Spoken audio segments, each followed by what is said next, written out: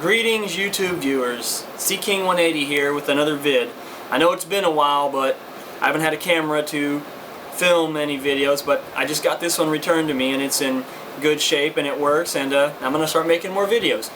Today's video is a response video, so to speak, about a video I put up a while back called the Guns of Rotan Model 1897 Shotgun. I have that shotgun in that video right here, and today I'm going to describe it and show some of the really neat features on it. So without further delay, let's get started. The shotgun, as I penned it here, is a Model 1897 clone. It's not a genuine Winchester, because I couldn't get a Winchester for a good deal as I got this on. Yes, it does have a butt pad now, because other people like to shoot it and they can't handle it, because it has a decent amount of kick to it, and inexperienced shooters seem to have an issue with it. They like to cry. Happens with everybody. But as I was saying, this is a clone of a Model 1897 Winchester. It's not made by Norinco. I just want to answer that question. This is not a Norinco brand shotgun. It was made by another company. I imagine it was based out of California because it's listed on the barrel, but it's also got a few other markings. It says C/C, PRC. There's a little star, TNN, comma, LN, comma, CA. And I know the PRC stands for People's Republic of China, and the CA stands for California. Any ideas as to who made this gun? Make-wise, please comment, email, whatever you think. Anyway, this particular shotgun is absolutely fun to shoot. You know, I mean, it's good. It's, like I said, with the Riot barrel, it's more of a varmint gun than anything. It's not really, I wouldn't recommend it for hunting unless you're, you know, maybe a stone's throw away from them. But if you're trying to shoot them at a distance like you would when you walk up on them, I wouldn't recommend it unless you, like I said, unless you got a really, really good shot. Anyway, let's get started. This is the Model 1897. You know, a lot of people are familiar with the design. It's the exposed hammer and the odd trigger design. For those not familiar about the exposed hammer, well, this shotgun was made in 1897. The original one, made by Winchester, was crafted in 1897 as a replacement for the Model 1893, which shot only black powder shotgun loads.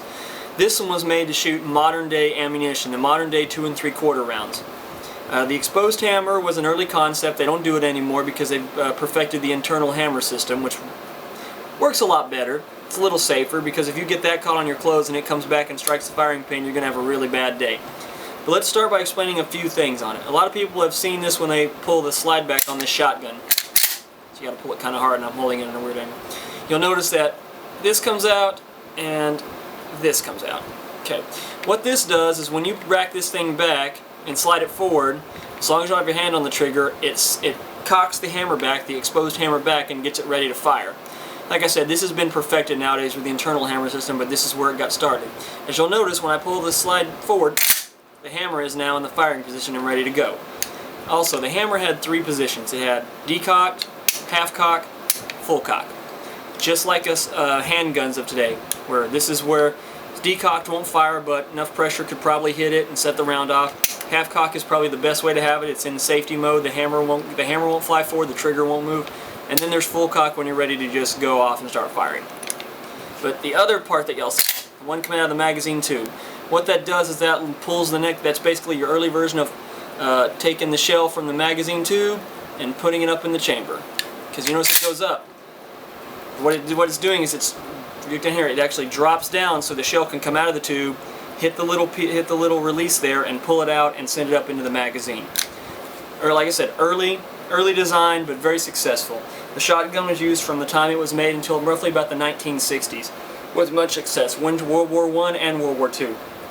And as many know, there are 3 models of it made. There's the full-size model with the long barrel, primarily used for hunting. There's the Riot model, which I have here, and then there's the Trench Broom, which is one of the more popular ones, which has the heat shield across the top of the barrel, as well as the bayonet lug for the bayonet for the P14 rifle.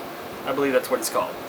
Very popular, used to take out grenades in World War I and II, thought an unjust weapon by the Germans during the war. And they actually petitioned to have it removed from war, but it was rejected.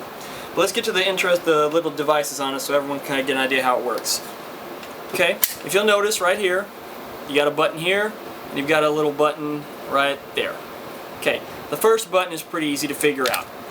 When you pump the slide and pull it forward, you know, the slide's not going to come back. Pretty easy to figure out. That's your slide release. That'll open the slide, so if you want to eject your shells.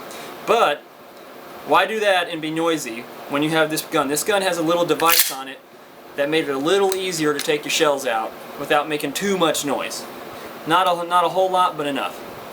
And that would be this little device right here. If you notice, it's on this side, and you would actually squeeze them together. Let me show you how it works. That's your shell release. What you do is you take it. Let's take the shotgun. We're going to use live rounds, but we're not going to fire it. See, 2 3/4 inch. It's a live round. It's not fake, even though we're not going to fire it. And we'll load it in. We'll load in 5, because it'll hold 5. Okay. We'll put our gun at half cock just to be safe. Okay, the gun is now at half cock. It will not fire, but we're not going to touch the trigger anyway. Now what the shell release does is you take it and you put your finger on the shell inside the magazine and you squeeze this button together and apply a little pressure to the shell. The shell now comes out. Make sure you do it very carefully, because that will happen. You have to do it one at a time. Otherwise, I'll show you what happens when you don't. And there, notice all the shells are out. Nothing in the magazine. Nothing in the chamber. The gun is now unloaded without racking the slide. Now here's what happens if you don't put your finger inside there to catch the shells. This is what happens. Watch. It shoots out, and it can actually be very loud. And if you do it the wrong way, like if you're holding it inverted, it bounces away, and you lose your shell. It can land in the dirt, get lost, anything. So, recommendation when you're unloading it like that, do this, bring it in. Now the thing about now, we're going to talk about the slam fire. Let me get rid of these shells. We'll just set them off to the side here. Okay. The thing about the slam fire is the shotgun was created without a trigger disconnector. And for those not familiar with that, I'll explain. The trigger disconnector is when you fire the shotgun, you pull the trigger on a pump action shotgun, it fires, and then that's it. You let it go forward, and that's it. You rack the slide one time with your finger on the trigger, nothing's going to happen. This thing doesn't have a trigger disconnector. So when you pull that slide back with your finger on the trigger, okay, notice when I pull the slide back, push forward, hammer is now down, okay? And then you were to fire it, you'd have to rack it.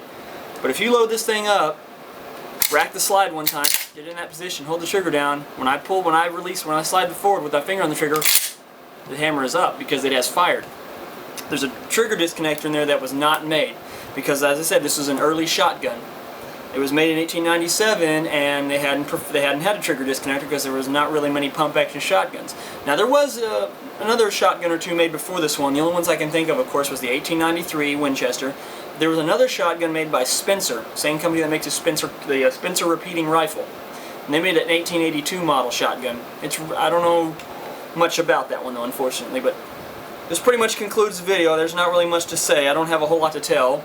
As I said, Model 97 clone, 1897 clone, 5 shells plus 1 in the chamber, exposed hammer, slide release, shell release, which is really helpful. I don't really know why shotguns nowadays don't have these anymore, but I guess it's just mostly because they probably find them unnecessary. But like I said, if there's any comments or any other questions that I may have missed in this video, please put them in my comments box or email me, and I will gladly get back to you. Thank you very much.